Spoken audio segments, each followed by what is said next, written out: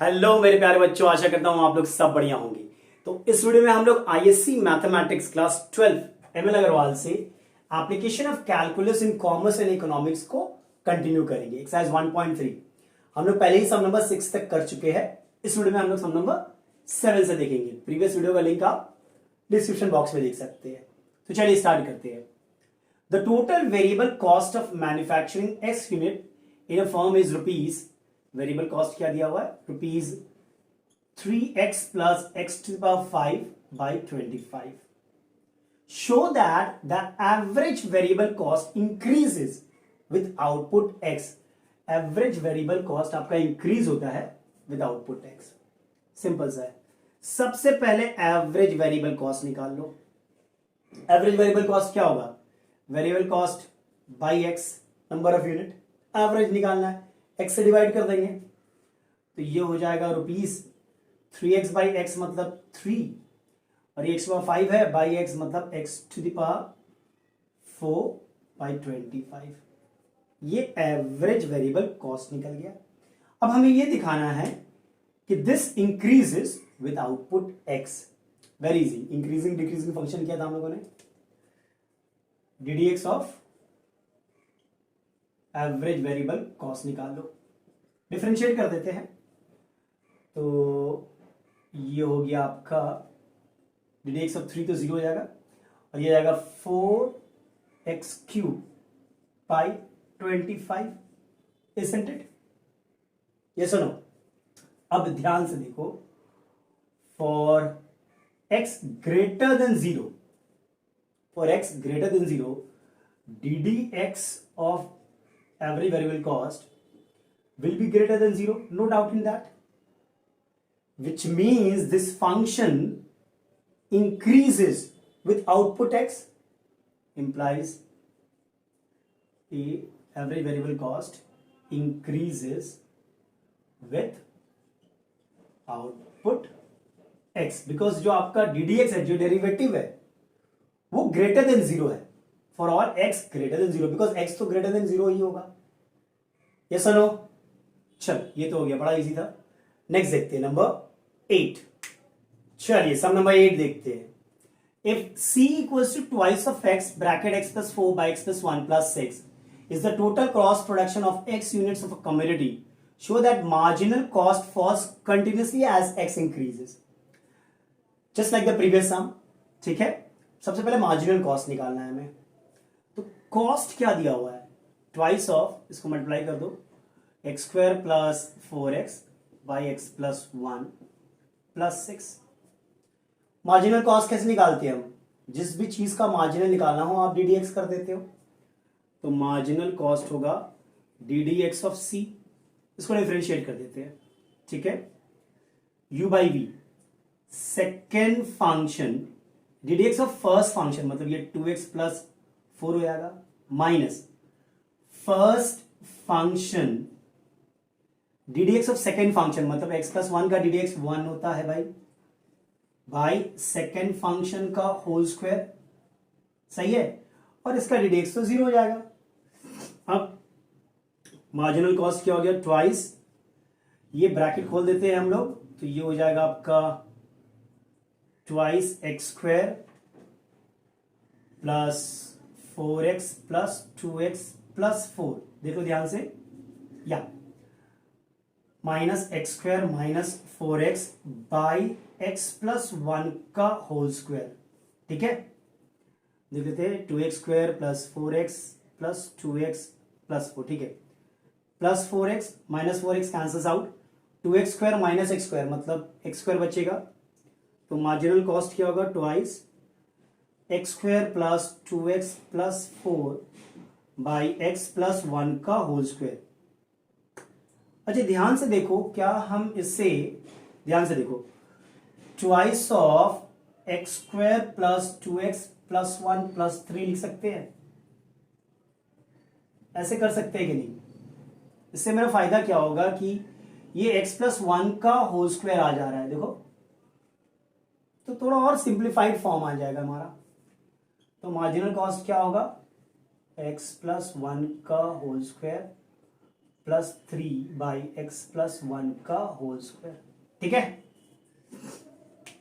तो marginal cost मेरा निकल गया, ध्यान से देखना, दिस बाई दिस मतलब 1 प्लस 3/x प्लस 1 का होल स्क्वायर। ये आपका मार्जिनल कॉस्ट निकल गया, देख लो ध्यान से। ठीक है, यानी कि मार्जिनल कॉस्ट है मेरा 2 प्लस 6/x प्लस 1 का होल स्क्वायर। करना क्या है, show that marginal cost falls continuously as x increases, increasing decreasing function, इसका डेरिवेटिव निकाल लो। ठीक है, तो D D X of marginal cost क्या होगा, इसका तो 0 हो जाएगा प्लस 6 और 1/x प्लस 1 होल स्क्वायर क्या होगा, -2 बाहर आएगा और -2 -1 मतलब x प्लस 1 होल क्यूब हो जाएगा। मतलब ये पूरा अगर सिंप्लीफाई करोगे तो -12/x प्लस 1 होल क्यूब आ जाएगा। देख लो, we know x greater than 0, ये तो हमें पता ही है भैया। So for x greater than 0 आप x का कोई भी वैल्यू बैठाओ ना, ये जो है D D X of M C वो लेस देन 0 होगा ना। चेक कर लो, नेगेटिव आ रहा है, -12 है, यानी क्या, ये फंक्शन डिक्रीज करेगा, will fall continuously as x increases, which means MC falls continuously as x increases। जब x increase होगा जो मार्जिनल कॉस्ट है वो आपका गिरेगा, डिक्रीजिंग फंक्शन। ठीक है, चलो हो गया। इसके बाद 9 करते हैं। चलिए सम नंबर 9 देखते हैं। The average cost function AC for a commodity is given by AC equals to x plus 5 plus 36/x in terms of the output x. Find number 1 the total cost and the marginal cost as a function of x. पहला part कर लेते हैं, ये 2 बार आ चुका है AC में, बहुत important सम है। कॉस्ट बोला है, अरे भैया कॉस्ट क्या होगा, AC इंटू एक्स होगा, तो कॉस्ट क्या होगा, इसको x से मल्टीप्लाई कर दो तो x² plus 5x plus 36, done. और क्या बोला है, and the marginal cost as the function of x, marginal cost निकाल दो, m से क्या होगा, D D X of c, यानी इसको डिफरेंशिएट करना है तो ये हो जाएगा 2x प्लस 5, ये मार्जिनल कॉस्ट निकल गया, डन। पार्ट 2 देखते हैं। The output for which AC increases, अब क्या बोला है, AC इंक्रीजेस, मतलब D D X of AC क्या होगा, ग्रेटर देन 0 होगा। चलिए निकाल लेते हैं, D D X of AC पहले कैलकुलेट कर लेते हैं। ये है आपका AC, इसका डेरिवेटिव निकाल लेते हैं, D D X of x तो 1 होगा, ये हो गया 0 प्लस 36 और 1/x का -1/x² मतलब ये हो जाएगा, डिफरेंशिएट कर दो, 1 इसका 0 और 1/x का -1/x² होता है ना, तो -36/x²। अब क्या बोला है, the output for which AC increases, x का कौन सा वैल्यू होगा कि AC इंक्रीज करेगा। देखो जाहिर सी बात है, D D X of AC जो होगा वो ग्रेटर देन 0 होगा, मतलब 1 - 36/x² ग्रेटर देन 0, यानी कि x² -36 ग्रेटर देन 0। अब हमें पता है भैया x तो ग्रेटर देन 0 है ना, तो x² तो ग्रेटर देन 0 ही होगा, मतलब यहां से हमें क्या मिल जाएगा, x² -36 ग्रेटर देन 0। यस और नो। अब इसे सिंप्लीफाई कर लेंगे, x -6 x plus 6 greater than 0।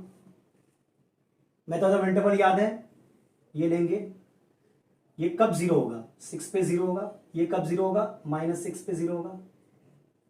ध्यान से देखना, 6 से बड़ा कोई भी वैल्यू ले लो, कोई भी, सपोज 7, तो 7 - 6 1, 7 प्लस 6 13, 31 टाइम्स 13 मतलब एक पॉजिटिव नंबर आ रहा है। -6 और 6 के बीच में कोई भी वैल्यू ले लो, सपोज 0, तो ये हो जाएगा आपका -6 और ये 6 मतलब नेगेटिव नंबर आएगा, -36 आएगा ना।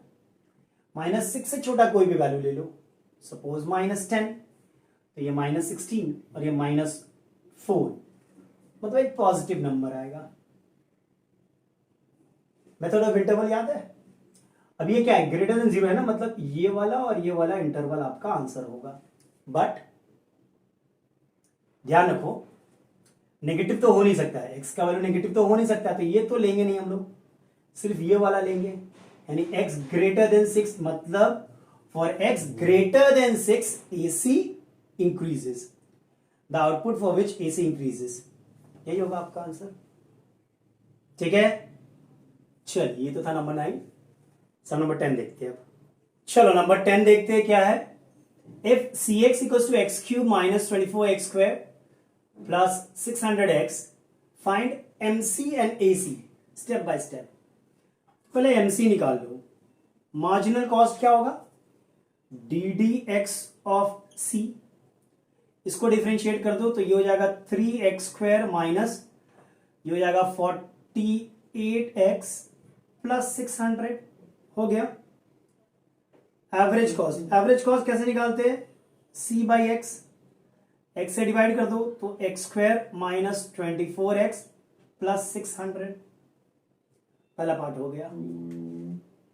सेकेंड पार्ट क्या बोला है, show both marginal cost and AC on the same graph. ये थोड़ा सा बढ़िया सा हमें देखना ध्यान से, ग्राफ बनाना है हमें। Marginal cost and AC on the, marginal cost क्या है, ये है। अब देखो ध्यान से, क्या मैं मार्जिनल कॉस्ट को, अगर ये क्या रिप्रेजेंट कर रहा है मैं देखना चाह रहा हूं। 3 अगर कॉमन ले ले, y इक्वल्स टू ले लेते हैं, just a second, y equals to 3x square minus 48x plus 600, तो ये हो गया y इक्वल्स टू 3 कॉमन ले लो भैया, तो ये हो जाएगा x square minus 16x plus 200। अच्छा, इससे हम परफेक्ट स्क्वायर बना सकते हैं, y equals to 3 square minus 16x मतलब 2ab 8 प्लस 64 प्लस 136, इसको ऐसे लिख सकते हैं हम लोग, देखो ध्यान से। इससे क्या होगा कि आपका ये हो जाएगा y equals to 3x minus 8 whole square plus 136, देखो ये आ जा रहा है, ध्यान से देखो, है कि नहीं। तो ये हो जाएगा मेरा y equals to 3x minus 8 whole square plus 3 6 times 18, 3 3 9 plus 1 10, 3 1 3 plus 1 4, तो ये y minus 408 equals to thrice of x minus 8 whole square. अब ये क्या रिप्रेजेंट कर रहा है, ये पैराबोला रिप्रेजेंट कर रहा है, अपवर्ड पैराबोला विथ वर्टेक्स, ध्यान से देखो 8,408, है कि नहीं। तो ये तो मिल गया हमें कि जो मार्जिनल कॉस्ट है उसका जब ग्राफ बनाएंगे तो पैराबोला मिलेगा हमें, ना। दूसरा देख लेते हैं, AC देखते हैं। AC क्या है हमारा, AC है x स्क्वायर, फिर से इसको y ले लेते हैं, ठीक है, x square minus 24x plus 600, ठीक है। तो इसको भी परफेक्ट स्क्वायर करने की कोशिश करते हैं, माइनस 24x मतलब 2ab, मतलब यहाँ पे b 12 है, तो प्लस 144 कर लो, सही है, और ये प्लस 256 हो गया, देखो ध्यान से, नहीं 256 नहीं 456 हो जाएगा ना, 4 5 600, क्योंकि ये तीनों मिला के आपका देखो ध्यान से x माइनस 12 का होल स्क्वायर हो जा रहा है, हो रहा है कि नहीं हो रहा है, चेक कर लो। तो ये हो जाएगा आपका y minus 456 equals to X minus 12 का होल स्क्वायर, मतलब ये भी एक अपवर्ड पैराबोला को डिनोट कर रहा है जिसका वर्टेक्स है मेरा 12,456, है कि नहीं, यानी दोनों पैराबोला रिप्रेजेंट कर रहा है, ACB और MCB। तो इसको बनाना होगा हमें ग्राफ में, पॉइंट ऑफ इंटरसेक्शन निकालते हैं। पॉइंट ऑफ इंटरसेक्शन के लिए क्या, ये दोनों को इक्वेट कर देंगे, पॉइंट ऑफ इंटरसेक्शन हमारा निकल जाएगा, देख लेते हैं। देखो 3x² minus 48x plus 600 equal to x² minus 24x plus 600। तो ये 600 पॉइंट ऑफ इंटरसेक्शन निकाल लें हम लोग दोनों पैराबोला का। तो ये हो गया 2x² minus 24x equals to 0। सही है, बिल्कुल सही है। तो 2x कॉमन ले लो तो x माइनस 12 तो 0, यानी x इक्वल्स टू 0 और x इक्वल्स टू 12। देख लो ध्यान से, यहां पे पॉइंट ऑफ इंटरसेक्शन निकल गया ना। अच्छा, जब x 0 है तो y क्या है, यहां पे 0 पुट करो ना, तो y होगा 600। जब x आपका 12 है तो y क्या होगा, x अगर 12 है तो यहाँ 12 पुट कर दो तो 456। मतलब हमें पॉइंट ऑफ इंटरसेक्शन निकल गया 0,600 और 12,456। ध्यान से देख लो, सही है। मतलब आपको क्या क्या निकल गया। मैं थोड़ा सा ये सवाल जो है इसको थोड़ा रब कर देता हूं, यहां पे ग्राफ बनाने की कोशिश करता हूं, ध्यान से देखना। चलिए एक्सिस बना लेते हैं। ये रहा आपका y एक्सिस, ये रहा आपका x एक्सिस। x में मार्क कर लेते हैं 1 2 3 4 5 6 7 8 9 10 11 12 13 14 15 और भी आगे मार्क कर सकते हैं। यहाँ पे 600 है, जब पॉइंट ऑफ इंटरसेक्शन 0,600। ऐसा करते हैं, ये रहा 400, ये रहा 450 500 550, ये रहा 600। ध्यान से देखिएगा, सबसे पहले दोनों जो कर्व है दोनों कहां पे इंटरसेक्ट कर रहा है, 0,600 मतलब यहां पे, और 12,456 12,456 मतलब के यहां पे दोनों ही कर्व इंटरसेक्ट कर रहा है। ठीक है, पहला वाला MC जो है मार्जिनल कॉस्ट, वो एक पैराबोला है। वर्टेक्स क्या है 8,408 8,408 मतलब के लगभग यहां पे। तो पहला वाला आपका ये रहा, यही होगा ना, यही होगा आपका पैराबोला। ठीक है, दूसरा बना लेते हैं। दूसरा वाला भी अपवर्ड पैराबोला है, 12 वर्टेक्स है 12,456 12,456 मतलब यहीं पर उसका वर्टेक्स है। मतलब ये आपका ग्राफ में करोगे तो बहुत सुंदर सा आएगा। ठीक है, दिस सही है। ये आपका पहला वाला, ये आपका AC है और ये वाला आपका MC है, याद रखना। ये बन गया ग्राफ। ठीक है, क्या बोला था मैंने, ध्यान से, जस्ट अ सेकेंड, क्या सवाल है। Show both MC and AC on the same graph, हो गया, डन। चलो नंबर 3 देखते हैं। ग्राफ समझ में आया आपको, पॉइंट ऑफ इंटरसेक्शन ये था, दोनों अपवर्ड पैराबोला था, वर्टेक्स पता था हमें, ग्राफ बना लिया हमने। चलो अब ये थोड़ा रब कर दे रहे। अब क्या बोल रहा है हमें, calculate the range where AC falls. AC falls मतलब ddx of AC will be less than 0। अब ddx क्या होगा, यहां पे 2x minus 24 less than 0, 2 common ले लो तो x माइनस 12 लेस देन 0 मतलब x लेस देन 12।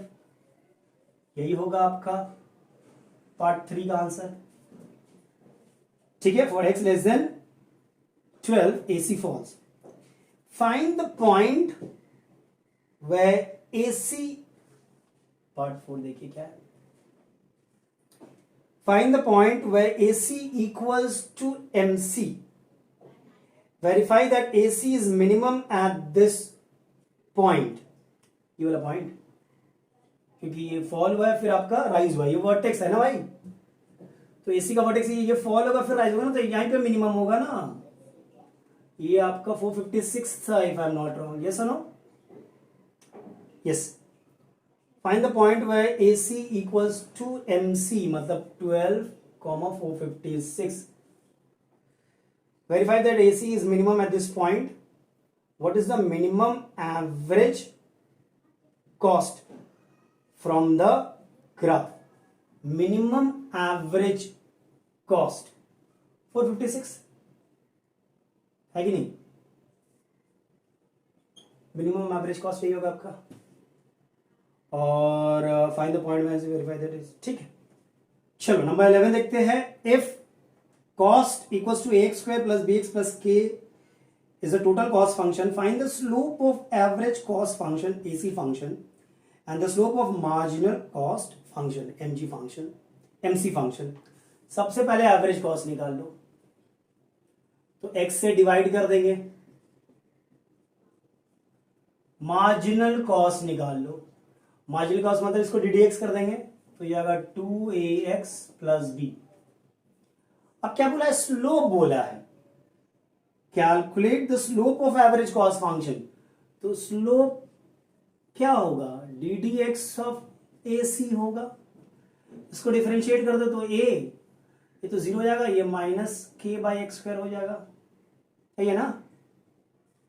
और इसका स्लोप निकाल लो, सेम ddx कर दो, तो ये तो 0 हो जाएगा, ये 2 हो जाएगा, तो ये हो जाएगा slope of slope of marginal cost function, ये हो जाएगा slope of average cost function.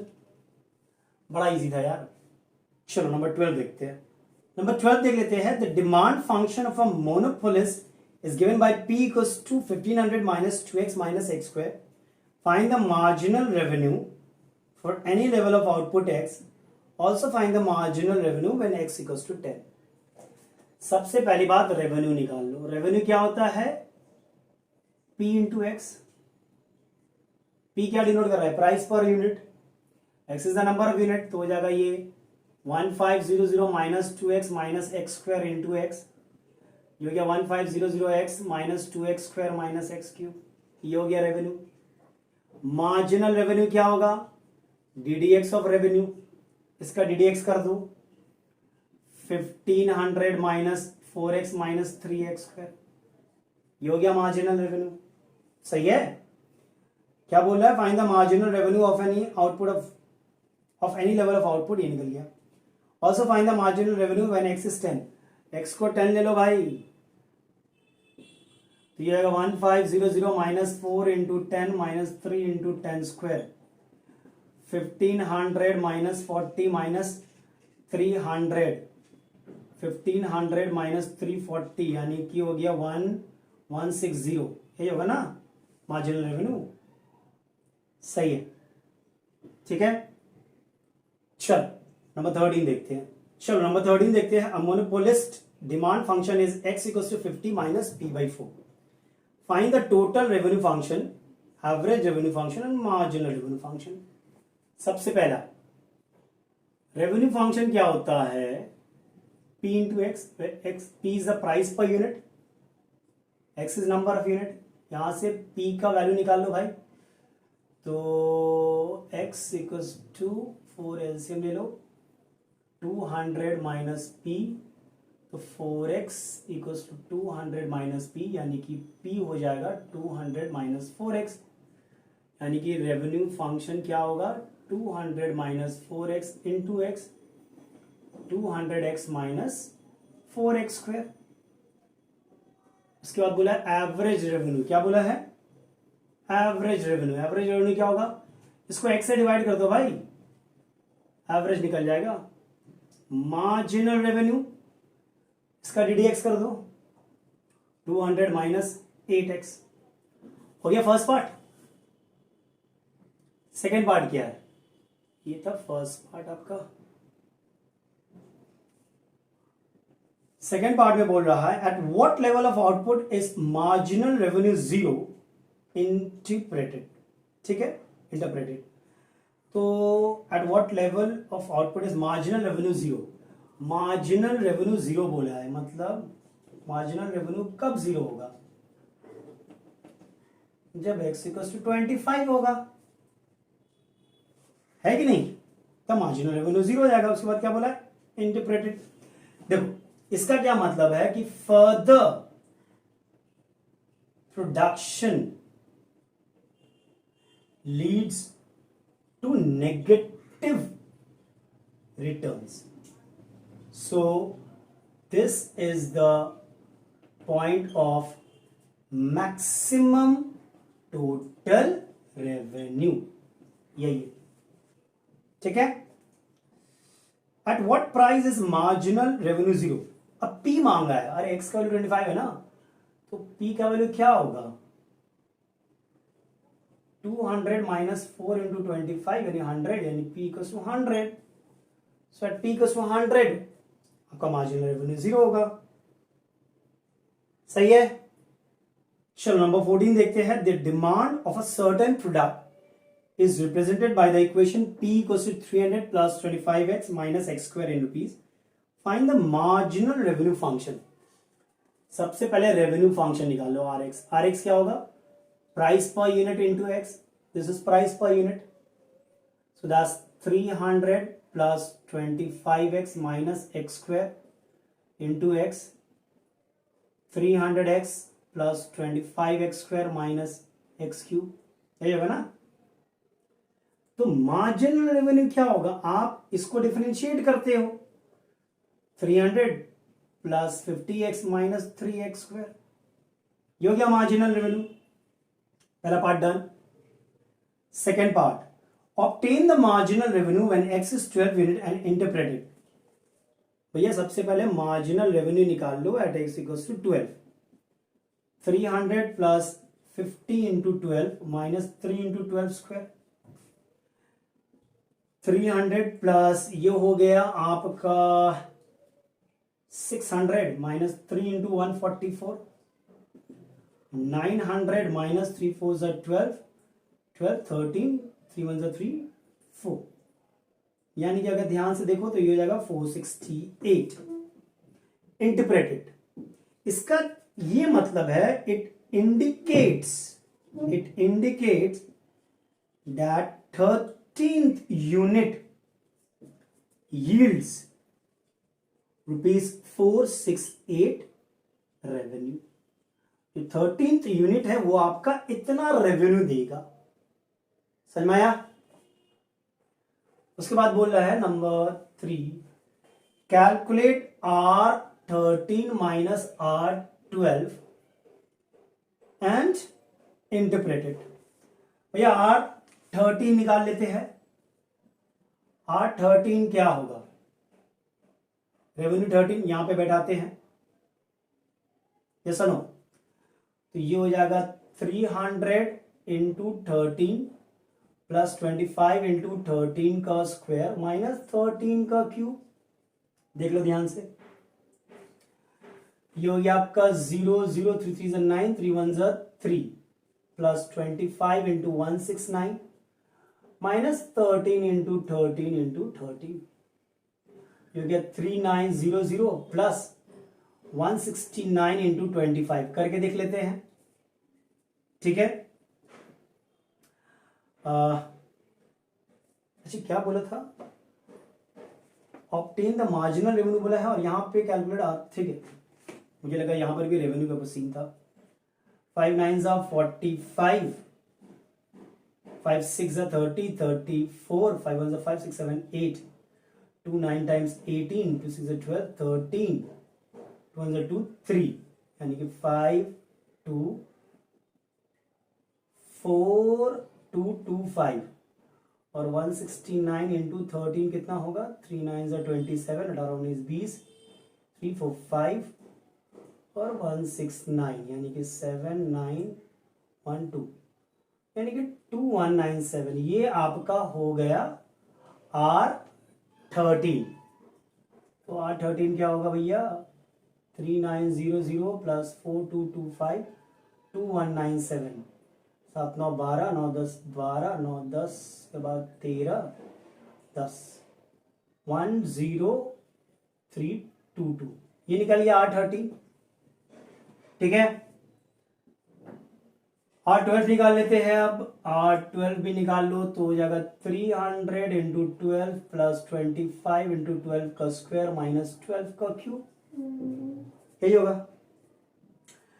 तो ये हो गया आपका 3600 plus 25 into 144 minus 12 into 12 into 12 144 into 12। ठीक है, अब ये सॉल्व कर लेते हैं। 144 into 25, 5 4 times 20 22, 5 1 5 6 7, 2 4 8 2 4 8 2 1 2 16, 3600 plus 3600 minus 144 into 12, ये भी करके देख लेते हैं भाई।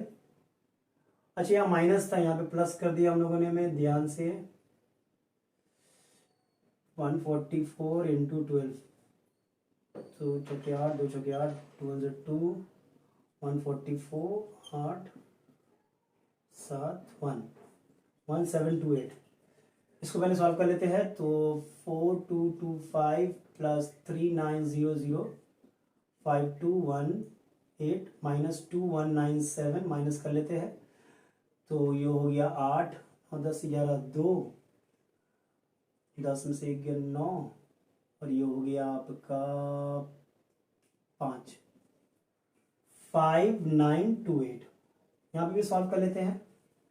ये हो गया 7200 माइनस 1728, तो ये हो गया 2। ठीक है, 9 माइनस 2 8 8 7, 11 माइनस 7 4, और ये आपका हो गया 6 minus 1 5। ठीक है, 5472। अब इन दोनों को माइनस करोगे तो 5928 माइनस 5472, ये 6 और ये 5 और ये 456 आ गया, यानी हो गया 456 इंटरप्रेटेड। इसका ये मतलब है, इट इंडिकेट्स ध्यान से देखना, exact amount yielded by 13th unit। जो 13th यूनिट है वो कितना देगा, एग्जैक्ट अमाउंट, दैट्स 456। क्लियर है? चलो डन। नेक्स्ट देखते हैं नंबर 15। चलिए नंबर 15 देख लेते हैं। The total revenue in rupees received from the sale of X unit of a product is given by Rx equals to 300x minus x square by 5. Find the average revenue। बहुत ही easy है। Average revenue क्या होता है, by x कर देंगे भाई, x से divide कर दो, हो गया, है कि नहीं। मार्जिनल रेवेन्यू मतलब इसका डीडीएक्स करेंगे तभी तो आपको मार्जिनल रेवेन्यू मिलेगा ना, ये तो होगा मार्जिनल रेवेन्यू। ये जगह 300 माइनस 2x बाई 5, यही आपका मार्जिनल रेवेन्यू है। बड़ा इजी था। The total revenue when MR is 0, जब MR 0 है तो टोटल रेवेन्यू क्या है। अब देखो ध्यान से, MR 0 है ना, वहां से x का वैल्यू निकल जाएगा, यानी कि 300 माइनस 2x बाई 5 इज 0, यानी कि 300 इक्वल्स टू 2x बाई 5, 2 1 जा 2 150 जा, x इज 750, निकल गया। अब रेवेन्यू निकाल लो, जब x आपका 750 है, 300 multiplied by 750 minus 750 into 750 by 5, यही है ना, चेक कर लो। ये हो गया 0 0 0 3 5 टाइम्स 15 21 22, सही है, माइनस ये 5 1 टाइम 5 टाइम 5 0 टाइम्स, सही है, 150 इंटू 750, तो 750 इंटू 150 भैया निकाल लो, तो 5 5 ज़ा 25, 5 5 35 36 37 0 5 7 0 0 5 और 1 1 हो गया 2 2 5 0 0 0 माइनस 1 1 2 5 0 0। ठीक है, अभी माइनस कर देंगे, सो 2 2 5 0 0 0 माइनस 1 1 2 5 0 0 0 0 5 2 और ये 1 1, यानी कि 1 1 2 5 0 0, यही रेवेन्यू होगा। यानी कि जब MR 0 है तो आपका रेवेन्यू ये होगा। ठीक है, चलो बड़ा इजी सम था ये वाला। इस वीडियो में यहीं तक रखते हैं, नेक्स्ट वीडियो में इसके बाद वाले सम देखेंगे। Till then take care and be safe, और अगर वीडियो पसंद आया तो लाइक शेयर एंड सब्सक्राइब जरूर करें।